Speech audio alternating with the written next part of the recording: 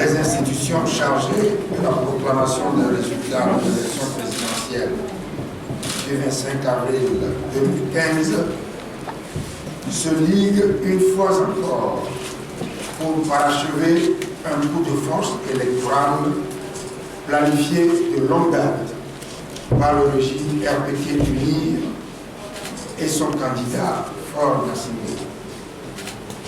Les résultats proclamés ce mardi 28 avril 2015 par le président de la CENI sont des résultats frauduleux qui n'ont rien à voir avec ceux compilés par le Centre informatique de CAP 2015 et qui proviennent des procès-verbaux de bureaux de vote en notre possession.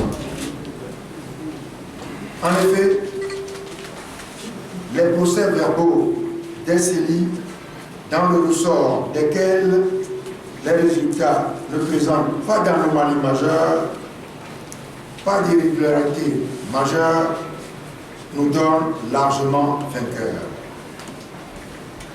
Cette victoire acquise de haute lutte, malgré les embûches de tous ordres, c'est la victoire du Togo et du peuple togolais tout entier.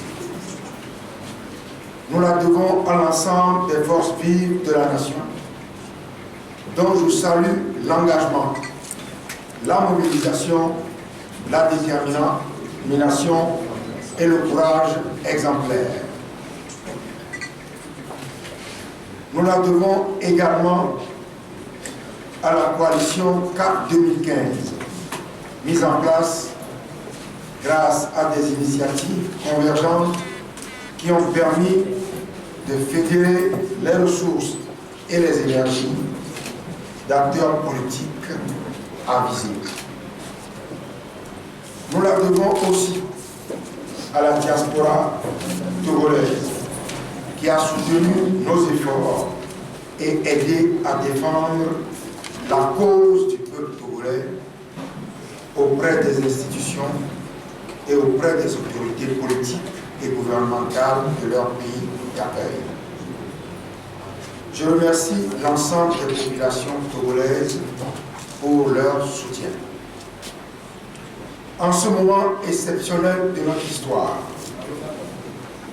un moment de très grande émotion, je veux rendre grâce à Dieu Tout-Puissant, qui nous protège, qui guide nos pas et qui nous inspire. J'ai une pensée émue pour toutes les victimes des passions qui ont émaillé notre processus de démocratisation. Les familles endeuillées, les blessés, les mutilés, les exilés, les réfugiés, ainsi que tous ceux dont les biens ou propriétés ont été détruits.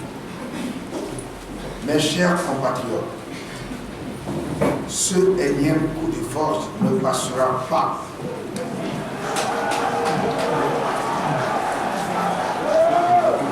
Ce énième coup de force électoral ne passera pas.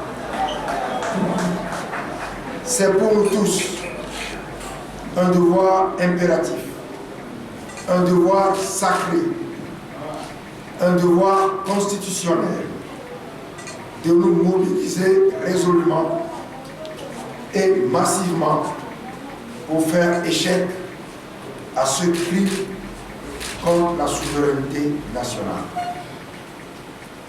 Il appartient à chaque peuple d'écrire son histoire sans compter sur d'autres. Le peuple togolais se doit d'écrire la sienne en prenant courageusement son destin en main. Dieu bénisse le Togo. Je vous remercie.